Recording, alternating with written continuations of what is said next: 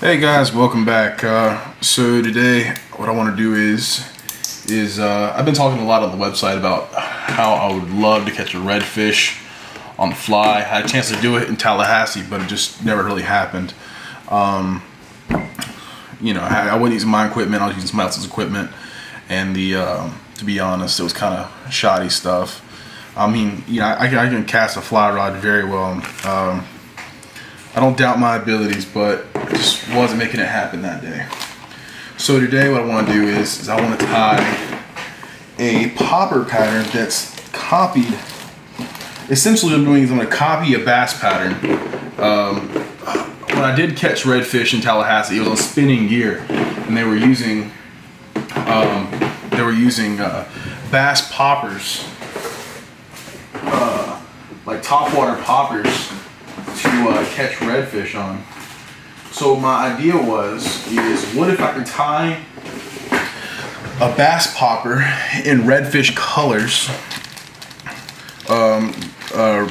in the colors that redfish like, and see what I could do with it.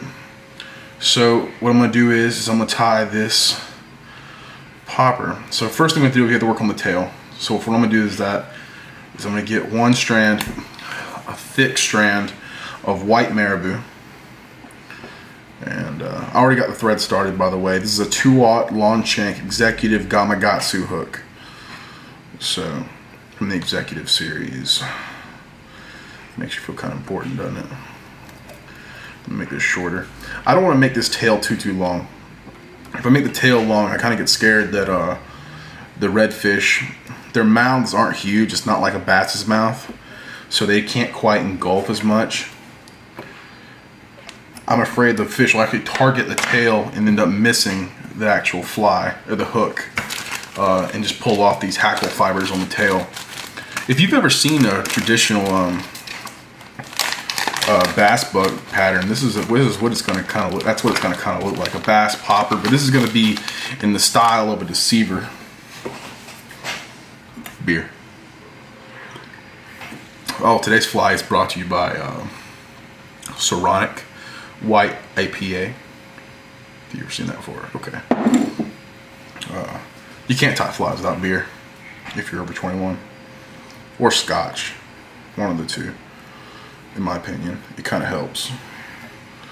So what I'm gonna do is I'm gonna stack one piece of marabou on top of the other one. I'm not really worried about trying to intermingle the colors, and I'm not really worried about trying to get them too tight right now.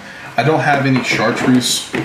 The 3 colors I'm gonna tie this in is I'm gonna tie it in black, white, fluorescent orange, and chartreuse. And I don't really have any black marabou, or I really don't have any chartreuse marabou. Instead, oh, I got hiccups now. Instead, what I'm gonna do is I'm gonna beat out this whole bunch of strung Chinese saddle hackle. There we go. And just kind of make that. I'm not really gonna I'm gonna take the soft fibers down by the stems on there. Put that back in the drawer. Got this stuff off of me.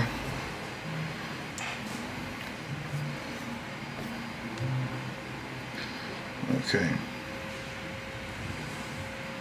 I don't know if y'all can hear that noise or not in the background, but that would be my lovely lady who is vacuuming. I said, hey, I'm gonna go in the fly tying room, make a video. I don't know if you can see this or not. I'm really just pulling off these little short things and getting the longest fibers and bunching them up. If you have chartreuse, marabou,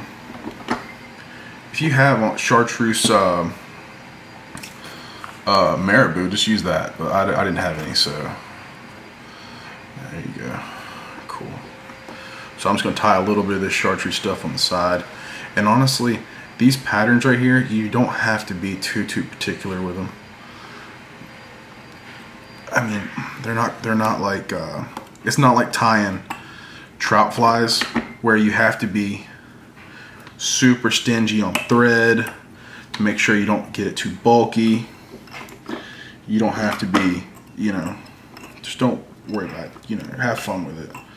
These things are supposed to look like a piece of art when you get done with them. So So I get a little bit more of this stuff. Well, finally she stopped. That'll work. Okay. Next, we're gonna get a little bit of flash.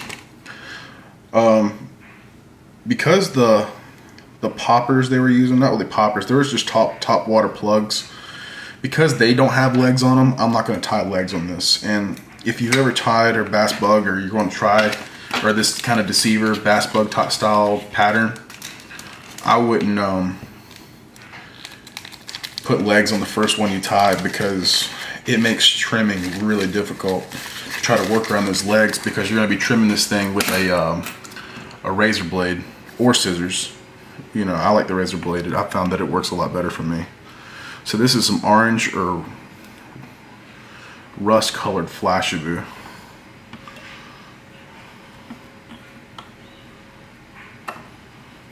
So what I'm going to do is I'm just going to tie that on, trim it to length. I'm also going to trim out these marabou ends.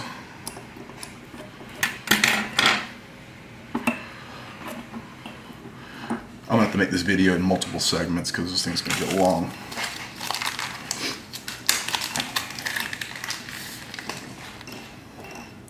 So that was rust colored Flashabou. This is pearl, which is more of a white. It's pearl, but I use it whenever I have on flash marabou, or I'm going to do like a white tail, or you know, something like that. I always use a pearl. I just find it looks a lot better, or it matches.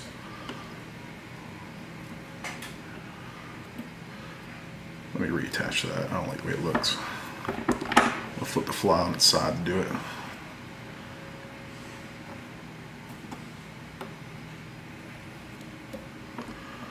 Cool. Looks good. Other side. Just fold it over. Now this marabou's getting in the way. Fold it over. Couple wraps. Don't worry about making it look pretty yet. That'll come in a second. Put this stuff back in the bag. Let me see, I got rust and green. Put those back in the drawer. Beer.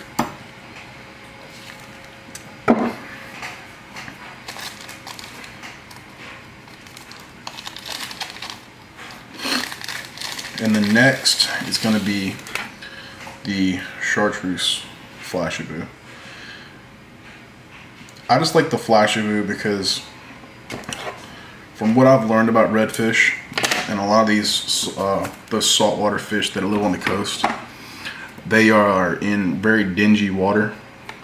A lot of times it's bracken water from where their small streams and rivers kind of flow into the ocean. And I think the flash will really help it out. The bass plug that I was using that day didn't have flash, but it does have one thing that it's hard to create in a fly, which is that very shiny texture. Oh, I'm gonna tear a little piece off. Okay. Fix the focus again. It did have that that shiny texture that you get on a lot of bass plugs. I've done dulled these scissors to death. My other sharper scissors, my good scissors. Okay, so those are on there. So now to finish the tail off, we're going to attach the hackle feathers. Now these gives it the illusion that it's swimming. And first, let me see, I'm going to start off with, let's do white. It's going to be 2 of each color per side. And what I'm going to do is I'm just going to stack them up. So 2 white, 2 lime green or chartreuse, 2 orange or 2 black,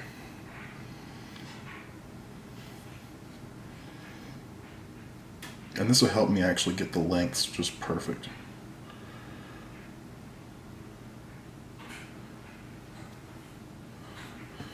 And And then last but not least, 2 orange.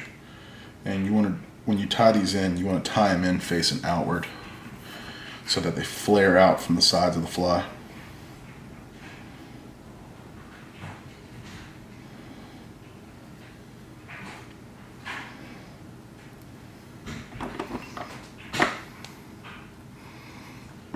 It's gonna seem kind of bulky, just bear with it. I've already stripped these down from, and these are all strung marabou. I mean, not strung marabou, strung Chinese saddle hackle, or you can, it's the same kind of thing that you would find in the whiting hackle, the bugger packs. The bugger packs are much thinner, but they're a little bit more durable. So 2 white, make these 2 longer chartreuse, 2 chartreuse.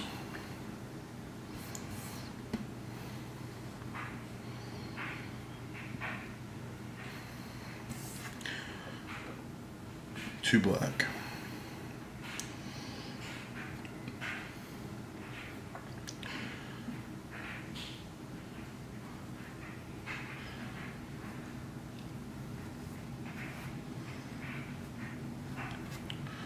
Last but not least, 2 fluorescent orange, or neon orange, depending on where you're from.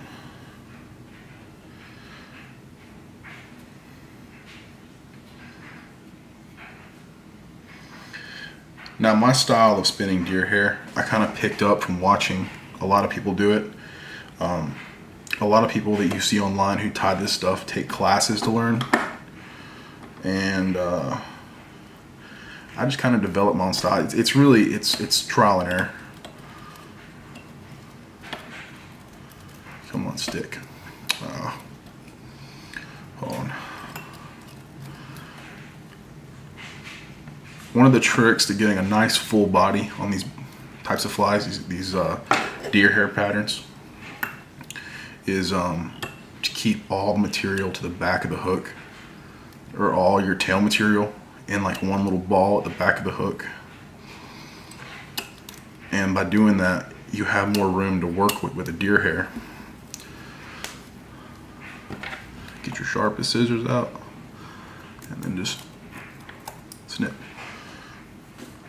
Now you can see I kind of got this little ugly ball.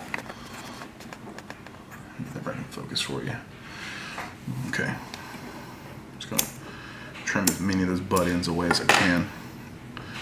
And then I'm gonna come in here and clean up a little bit and try and get those where I like them.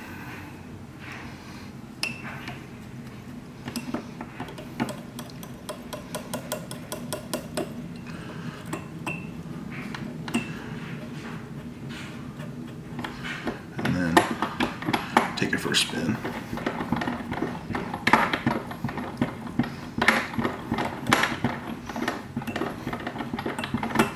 You don't have to have a Norvise for this. I just like it because having the Norvise helps me clean up a lot.